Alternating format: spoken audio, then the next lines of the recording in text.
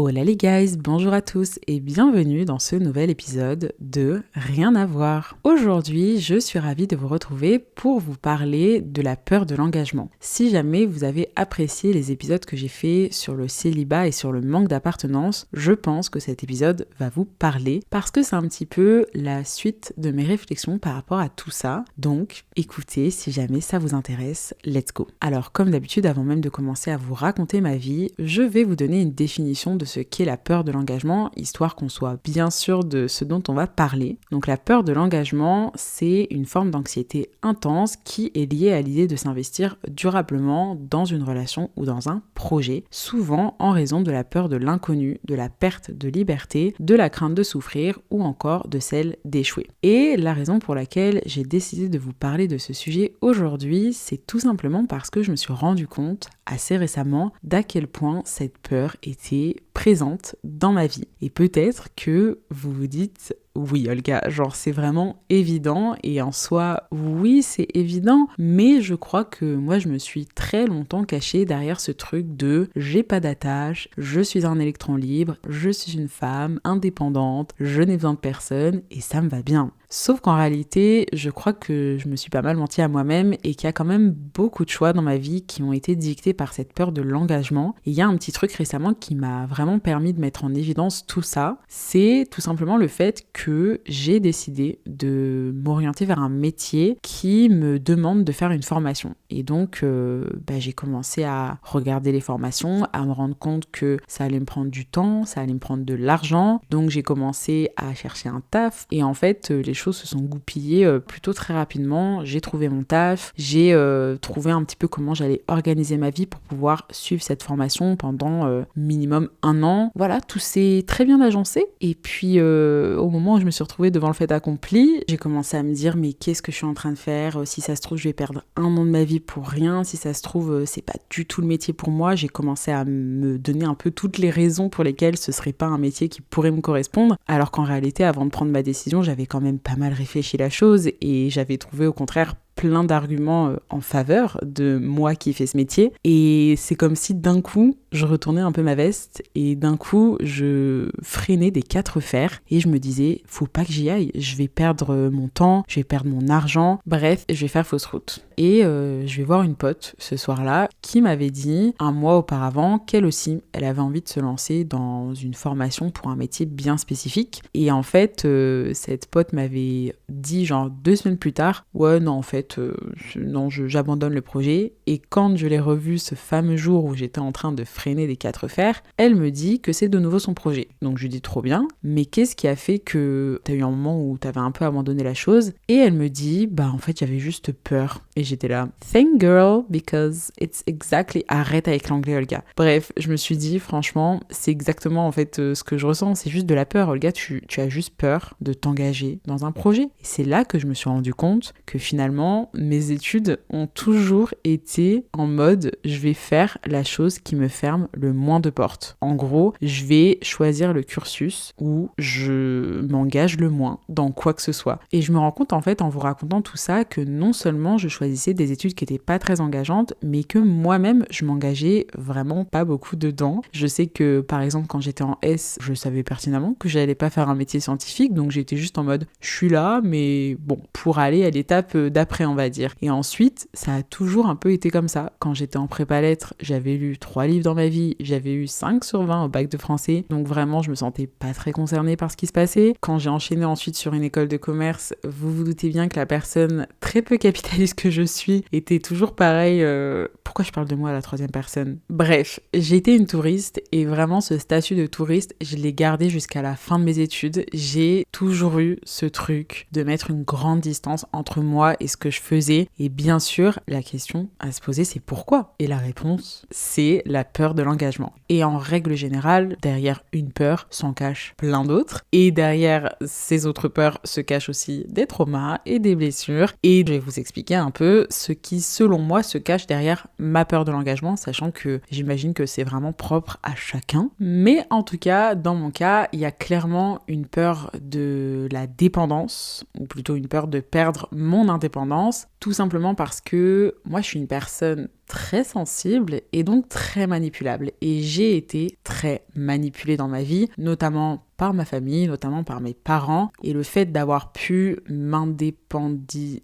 m'émanciper, le fait d'avoir pu m'émanciper d'eux et que du coup je sois une personne indépendante, c'est vraiment ce qui m'a sauvé la vie. C'est ce qui m'a permis de pouvoir être moi-même, c'est ce qui m'a permis d'aller bien mentalement. Donc forcément, pour moi, c'est hyper important de ne pas perdre cette indépendance. La deuxième chose qui fait que j'ai peur de l'engagement aujourd'hui, c'est ma peur d'être trahie ou d'être déçue. Et cette peur, elle est assez récente parce que pendant les 25 premières années de ma vie, ou on va dire les 20 premières années de ma vie, j'ai été toute seule, donc je n'attendais rien de personne. Mais à partir du moment où j'ai commencé à avoir des relations, à partir du moment où j'ai commencé à m'engager un petit peu dans certaines choses, en fait, non, je vais arrêter ma phrase là, je m'engageais pas un petit peu, je m'engageais énormément. Je devenais amie très rapidement avec les gens et très rapidement, je donnais tout ce que j'avais, je me livrais totalement, je faisais tout pour que cette personne aille bien, enfin bon bref, encore une fois je vais pas me répéter, j'en ai déjà parlé dans l'épisode sur les people pleasers, mais j'avais cette tendance à énormément donner et forcément tout ça, ça m'a amené à énormément de déceptions, énormément de trahisons, énormément de souffrances qui n'ont fait qu'augmenter ma peur de l'engagement, qui n'ont fait que me conforter dans ce truc de il faut rien attendre des autres, il ne faut pas s'engager dans des relations, il ne faut pas s'engager dans des projets parce que c'est synonyme de déception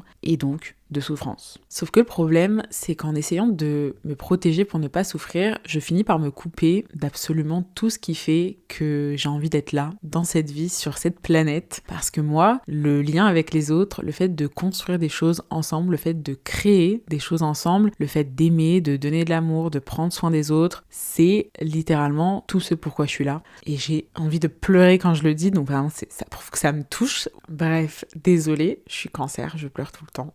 Si jamais vous avez écouté le dernier épisode, vous le savez. Tout ça pour dire qu'en fait, derrière ma peur de l'engagement, il y a surtout un très fort besoin de m'engager, de créer du lien. Et je pense que vous avez déjà dû entendre ce truc de la peur est là pour nous indiquer ce qui compte réellement pour nous, ce vers quoi on veut vraiment aller. Et clairement, moi, ça me parle totalement, dans ce cas précis en tout cas, de ma peur de l'engagement. Du coup, une fois qu'on a dit tout ça, bien entendu, la question c'est de savoir comment est-ce qu'on fait pour surpasser la peur de l'engagement ou comment est-ce qu'on fait en règle générale pour surpasser une peur. Et ma réponse à ça, c'est tout simplement en se confrontant à cette peur. Par exemple, si jamais vous avez peur de parler en public parce que vous êtes persuadé que tout le monde va se moquer de vous, que vous allez être totalement incapable d'aligner 3 mots, que ça va être totalement ridicule et que vous allez jamais dépasser ça, eh bien allez-y, allez parler en public et vous vous rendrez compte que c'est faux, que vous n'allez pas mourir, que peut-être que ce sera pas la meilleure prestation ever, mais qu'en tout cas, vous en êtes capable. Et en règle générale, c'est toujours la même chose. Vous avez peur de quelque chose, vous pensez que vous êtes incapable de le faire, et quand vous le faites, vous vous dites, eh bien si, j'en étais capable. Sauf que bien entendu, la complexité dans tout ça, c'est que la peur va tout faire pour que jamais vous n'alliez vous confronter à l'objet de votre peur. Parce que si jamais vous le faites, eh bien elle va disparaître et elle n'existera plus. Et elle veut exister. Et peut-être que je personnifie un petit peu trop tout ça, mais grosso modo, c'est pas facile. Parce que la peur est une émotion. Et quand on est gouverné par les émotions, il n'y a plus trop de rationalité. L'émotion, ça nous paralyse. L'émotion, en plus de ça, ça nous fait croire énormément de choses. Et Dieu sait que les croyances, ça a énormément de pouvoir sur nous. Dans le cas de ma peur de l'engagement, je sais que les croyances qui sont derrière, elles sont vraiment nombreuses et elles m'ont été principalement inculquées par ma mère avec notamment le fait que je serai jamais aimée, que personne ne m'aimerait jamais et que je serai jamais heureuse. Donc ça, c'est vraiment, on va dire, la base. Et en plus de ça, il y a aussi les idées qui étaient que, globalement, mon amour faisait du mal aux gens, que je faisais du mal aux gens et que donc, pour ne faire du mal à personne, il valait mieux que je sois en lien avec personne.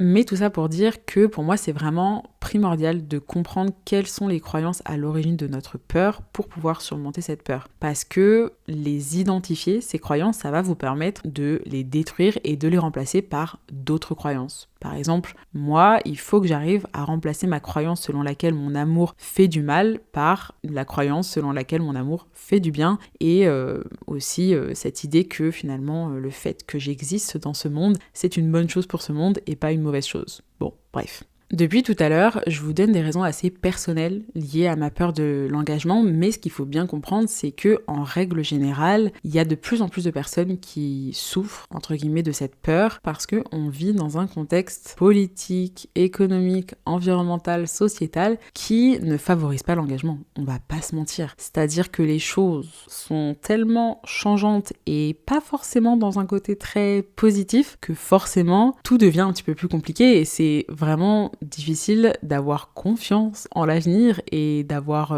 des visions à long terme quand tout s'écroule un petit peu. Rien que le simple fait par exemple d'acheter une maison, donc de s'engager dans un projet immobilier, aujourd'hui ça n'a rien à voir avec il y a quelques dizaines d'années parce que rien qu'au niveau économique c'est bien entendu infiniment plus complexe qu'avant et puis au niveau par exemple du réchauffement climatique il y a tellement de choses à prendre en compte. Enfin je sais que moi j'adorerais acheter une maison sauf que je me dis si j'investis mon argent, mon temps, mon énergie dans un projet immobilier et qu'au final dans 5 ans l'endroit où est cette maison est inondé ou alors que il fait plus de 50 degrés l'été et que c'est totalement inhabitable ou alors que c'est envahi par des hordes de moustiques, enfin bref, c'est juste compliqué. Donc si jamais comme moi vous souffrez de la peur de l'engagement et qu'en même temps il n'y a pas forcément de raisons qui sont liées à votre passé ou à votre famille, juste que vous êtes là, je sais pas trop par où aller dans ce monde, vraiment dites-vous que c'est normal. En fait, concrètement, ce qui fait qu'on a peur de l'engagement, c'est qu'à chaque fois qu'on s'engage dans quelque chose, on risque de perdre ce qu'on a investi dans cette chose. Et on va avoir tendance à énormément se focus sur comment faire pour prendre le moins de risques possible. Comment être sûr que je suis en train de m'engager dans le bon chemin. Comment être sûr que c'est le bon projet. Et moi, je pense que c'est peut-être pas vraiment ça qu'il faut faire. Parce que peu importe ce que vous faites, vous ne pouvez pas avoir un risque zéro. Peu importe à quel point vous avez réfléchi à la situation, peu importe à quel point vous êtes sûr de vous ou non, il y aura toujours un risque que ça marche pas.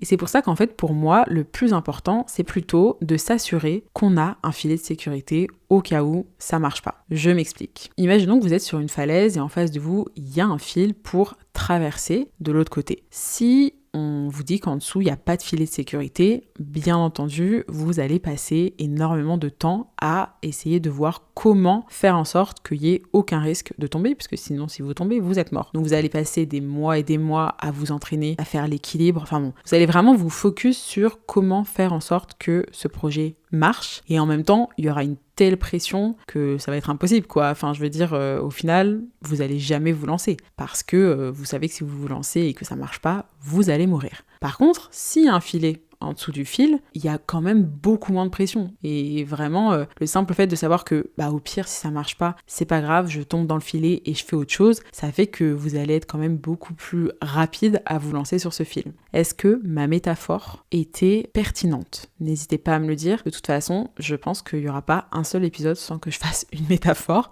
Donc écoutez, c'était la métaphore de l'épisode. Mais concrètement, ce que je suis en train de vous dire, c'est que peut-être que pour s'engager sereinement dans quelque chose, il faut ne pas se désengager des autres choses. Par exemple, si vous vous engagez dans une relation amoureuse, il faut ne pas se désengager de vos autres relations. Parce qu'il y a de fortes chances que ce soit eux qui vous récupèrent si jamais votre relation se brise. Ou alors, si jamais vous investissez de l'argent dans un projet, faut pas investir tout votre argent. Bon, ça semble un petit peu évident. Mais moi, je me rends vraiment compte d'à quel point prendre soin de ces filets, prendre soin de ces piliers, de ces choses qui, quoi qu'il arrive, peu importe le projet dans lequel vous allez vous engager, ces choses resteront là. C'est quelque chose qui, moi, m'aide à me dire, ok, je vais m'engager dans ce projet, mais je le fais assez sereinement parce que j'ai des piliers. J'ai mes amis, j'ai ma santé mentale, j'ai ma santé physique. Je sais que ça, c'est vraiment mes 3 piliers. Il y en a pour qui, le pilier, ça peut être la famille. Il y en a pour qui ça peut être, une passion. Moi, je pense que le plus important, c'est d'avoir minimum 3 piliers parce que c'est mathématique, en fait. Si on veut que ça tienne, il faut qu'il y ait minimum 3 piliers. Mais bon, après, chacun fait ce qu'il veut. Mais ayez des piliers et prenez soin de vos piliers. Et aujourd'hui, avec du recul, je me rends compte que le problème, c'est que la plupart du temps, j'allais pas bien et que j'avais pas trop de piliers. Et je m'engageais à 100% dans mes projets et je mettais tous mes espoirs, toute mon énergie, tout mon argent, je mettais tout dans un seul et unique projet. Donc vraiment, worst idea.